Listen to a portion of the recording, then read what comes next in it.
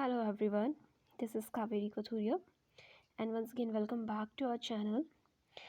I hope you all are doing great and today we are going to start a new series of psychology जिसके अंदर हम psychology जो आपका CDP होता है उसको डिस्कस करेंगे और ये आज हमारा फर्स्ट लेक्चर है साइकोलॉजी पे जिसके अंदर हम लोग कुछ बेसिक टर्म्स को डिस्कस करेंगे, उसको समझने की कोशिश करेंगे।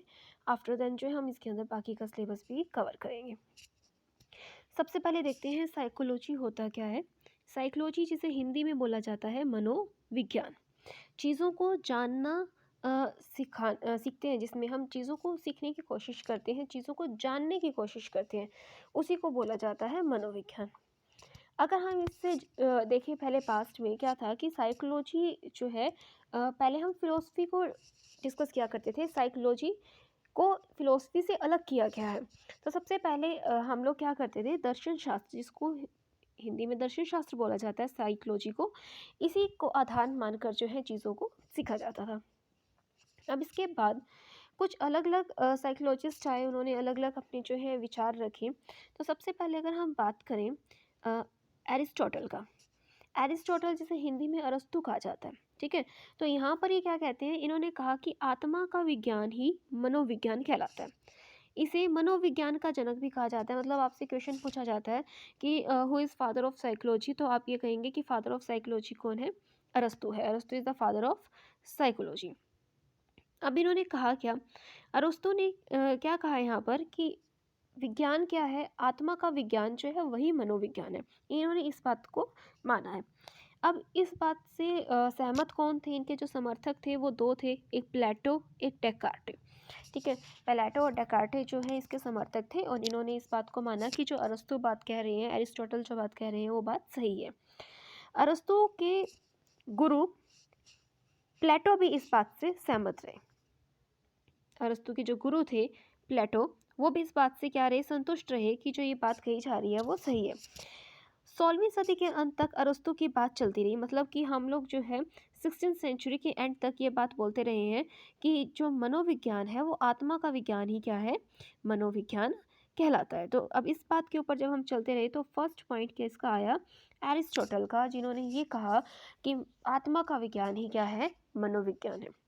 तो अब यहाँ से क्वेश्चन क्या बनता है, आपसे ये पूछा जाएगा फादर ऑफ साइकोलॉजी कौन है, तो आपको ध्यान रखना है एरिस्टोटल है। और अरस्तु के जो गुरु थे वो कौन थे, प्लेटो। प्लेटो इससे सहमत थे, समर्थक थे। प्लेटो और डेकार्टे इसके अंदर इंक्लूड होते हैं। नेक्स्ट इसके अंदर पॉइंट आता है पेम्पोनोजी। पेम्पोनोजी कौन थे, देखिए इसको देखते हैं, पेम्पोनोजी कौन रहे।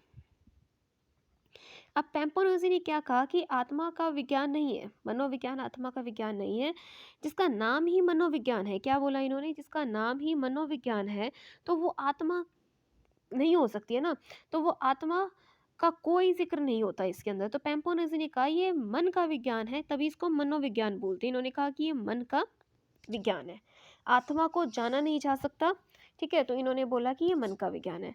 अब 16वीं सदी के अंत तक आत्मा का विज्ञान जो था वो ख़त्म हो गया और 17वीं शताब्दी से शुरू हुआ और 17वीं पूरी शताब्दी में भी चला और 18वीं सदी में भी 18वीं सदी के अंत तक भी यही बात चलती रही जो पेम्पोनोजी ने कही थी। और पेम्पोनोजी ने क्या कहा था कि ये जो विज्ञान है, मनोविज्ञान जो है, ये मन का विज्ञान है। आई होप आपको ये क्लियर हो गया होगा। यहाँ तक दो कंसेप्ट हमने अभी तक देखे हैं। फर्स्ट कंसेप्ट क्या बोला, एरिस्टोटल। एरिस्टोटल ने बोला कि आत्मा का विज्ञान ही मनोविज्ञान है। पेम्पोनोजी ने बोला कि आत्मा नहीं, ये मन का विज्ञान है, वो मनोविज्ञान है। आफ्टर देन अगर हम देखें कुछ इंपॉर्टेंट टर्म्स जो किसी अलग अलग साइकोलॉजिस्ट ने दी, वो उन चीज़ों को हम देखते हैं। फर्स्ट थी रोडोल्फ गोयकल। रोडोल्फ गोयकल, इन्होंने 1590 में अपनी एक बुक लिखी जिसका नाम था साइकोलॉजिया। बुक थी, बुक का नाम था साइकोलॉजिया। और इन्होंने यहाँ पर क्या कहा है कि ये मनोविज्ञान की पहली पुस्तक है। ये मनोविज्ञान की पहली पुस्तक थी, मतलब मनोविज्ञान पर पहली बार पुस्तक लिखी गई थी और इस पुस्तक में साइकोलॉजी शब्द का पहली बार प्रयोग किया गया। फर्स्ट टाइम साइकोलॉजी शब्द को किसने यूज़ किया, वर्ड को रुडोल्फ गोयकल ने यूज़ किया। कब यूज़ किया, 1590 में। इससे पहले मनोविज्ञान शब्द का प्रयोग किया जाता था उससे भी पहले मनोविज्ञान को मानसिक दर्शन नाम से जाना जाता था, मतलब मानसिक दर्शन नाम से हम जानते थे। तो यहाँ पर आपको ये चीज़ क्या है, याद रखनी है। नेक्स्ट कॉन्सेप्ट अगर हम देखते हैं, नेक्स्ट पॉइंट अगर हम इसमें देखें, थॉमस रीड, वर्कली, जॉन लॉक, ये सब पोम्पोनोजी के समर्थन में थे। जैसे सबसे पहले अरस्तु के समर्थन में प्लेटो, डेकार्टे थे, उसी तरह से पोम्पोनोजी ने जो बात कही थी उसके कुछ समर्थक थे, थॉमस रीड, वर्कली, जॉन लॉक। ये किसके समर्थक थे, पेम्पोनोजी। और पेम्पोनोजी कौन था, साइकोलॉजिस्ट, जिसने ये कहा था कि मनोविज्ञान मन का विज्ञान है। अब साइकोलॉजी जो है दो शब्दों से मिलकर बनता है, एक साइकी और एक लोगस। साइकी का मतलब होता है आत्मा और लोगस का मतलब होता है अध्ययन करना। आत्मा जिसको इंग्लिश में आप बोलते हैं सोल, और अध्ययन करना मतलब किसी चीज़ को स्टडी करना। अब गैरेट ने क्या बोला, गैरेट के अनुसार साइकोलॉजी की उत्पत्ति ग्रीक भाषा से हुई है, या जिसे हम यूनानी भाषा बोलते हैं, ग्रीक यूनानी भाषा से मानी जाती है। आत्मा का अध्ययन ही साइकोलॉजी है, और ये भी गैरेट उसी बात पर थे कि आत्मा का अध्ययन ही साइकोलॉजी है, जो अरस्तु ने सबसे पहले कही थी। अब यहाँ पर आपसे क्या पूछा जाए, साइकोलॉजी किस भाषा का शब्द है। अब सिंपल इन्होंने ये पूछा, ये क्वेश्चन जनरली आ जाता है कि साइकोलॉजी किस भाषा का शब्द है, तो ये अंग्रेजी भाषा का शब्द है।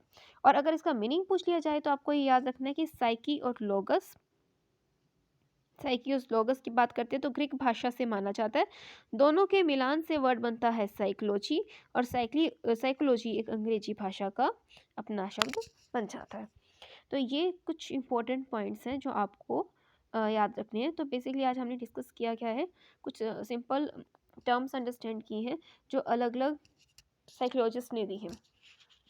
फर्स्ट हमने देखा अरस्तु, सेकंड हमने देखा पोम्पोनोजी, कुछ फिर हमने पॉइंट्स डिस्कस किए किसके, रुडोल्फ के। आफ्टर देन हमने देखा साइकोलॉजी का मीनिंग क्या है। तो ये आई होप आपके लिए बेनिफिशियल होगा और आपको समझ आया होगा। और अगर आपको ये समझ आया हो, अच्छा लगे, तो इसे लाइक, सब्सक्राइब एंड शेयर ज़रूर कीजिएगा। ऐसे ही कुछ एक वीडियो के साथ मिलेंगे कल, फिर से इसको डिस्कस करेंगे। Meet you in the next lecture. Thank you very much.